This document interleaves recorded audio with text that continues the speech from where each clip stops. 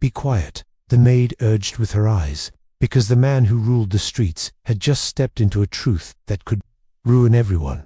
The door had barely closed when the warning came, soft and urgent, carried by a look that asked for silence. The Korean Mafia boss froze in his own hallway, breath held, senses sharp, while the black maid stood between him and the living room, her finger lifted not in fear, but in care. Something was wrong. He felt it in the air before he saw it, the way a storm presses on the skin before rain falls.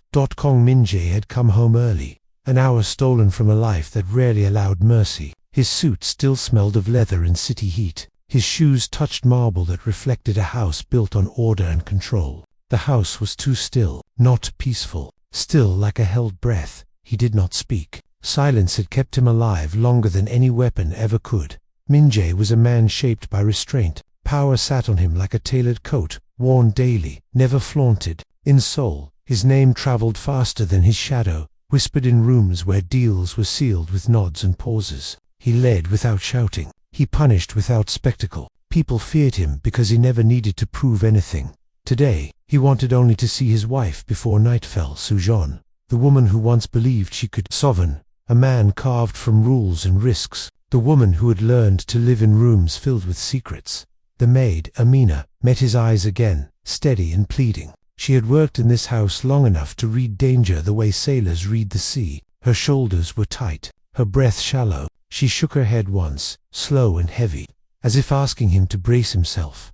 Min-jae followed her gaze. 2 glasses on the table caught the light, a jacket draped over a chair that did not belong to him. The room smelled sweet, careless, wrong. Then he saw them, his wife standing too close to another man, a man he knew, a man who had bowed to him, laughed with him, shared meals under this roof. The world did not crash. It narrowed. Min-jae felt the break inside him, quiet and deep. Not anger, not yet. A clean cut through trust. He did not raise his voice. He did not step forward. He let the silence stretch, because silence always told the truth. Suyeon's face drained of color. The man beside her stiffened, hands lifting in a useless gesture of peace. Words spilled from them, thin and fast, trying to outrun what could not be undone. Min-jae watched their bodies instead, how they leaned away from each other, how guilt made them small. Amina moved just enough to be seen. She did not stand in front of anyone. She did not protect or accuse. She simply existed, a quiet witness who had chosen conscience over comfort. She had known for weeks. Late arrivals, closed doors, changes in rhythm that only someone invisible would notice. She had waited for the right moment, because timing was the difference between truth and tragedy. Min-jae turned his attention to her, just for a second. Their eyes met. In that glance lived a request for restraint and a promise of loyalty. He remembered something old and simple. Not every betrayal must end in ruin. He asked them to leave the room. The request was calm. The weight behind it was not. The man bowed deeply and retreated, understanding that obedience was the only shield left to him. Suyeon hesitated, tears forming, hands trembling as if they belonged to someone else. She left last. The door closed, and the sound echoed louder than any threat. Alone in the room, Min-jae sat. He pressed his palms together and breathed. He allowed grief to pass through him, because denying it would only sharpen it into cruelty. He remembered the night he married Sue, rain on stone, her laugh when his hands shook during vows. He had promised safety in a world that never rested. He had also promised himself never to be ruled by rage. Min-jae's story began far from this house. As a boy, he learned early that noise attracted trouble. His father ran a small shop, honest and fragile, in a neighborhood that respected strength.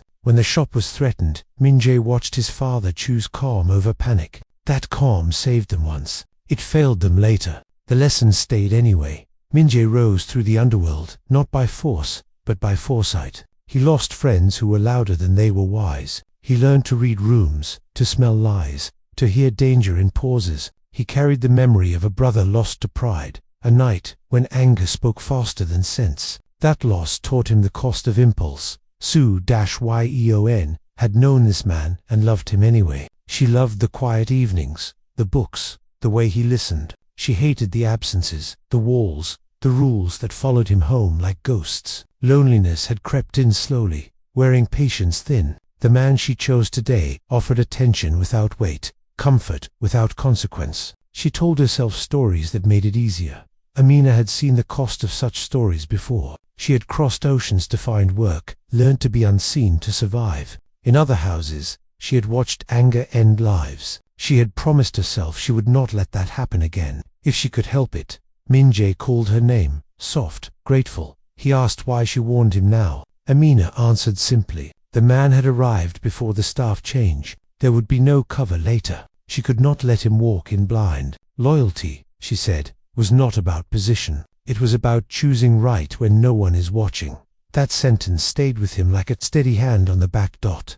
Minjay did not act that night. He watched. He listened. He called meetings and said little. He noticed who avoided his gaze and who met it. He felt the network shift, threads tightening, others loosening. He removed the associate without spectacle. Deals vanished. Invitations stopped. Doors closed. Power can erase without blood when guided by patience. With Sujion he chose truth over punishment. They spoke through the night, not gently, not cruelly honestly. He admitted his absence. She admitted her loneliness. Love did not survive the truth, but respect did. They agreed to part cleanly, before bitterness could turn memory into poison. Days passed. The house felt lighter, the air clearer. Minjay moved through rooms with a new awareness. Control could not guard the heart. Integrity could. One morning, he asked Amina to join him. She stood straight, unsure of her fate. He thanked her, not as an employer, but as a man who had been spared his worst self. He offered her better pay, security, trust. He asked her to stay,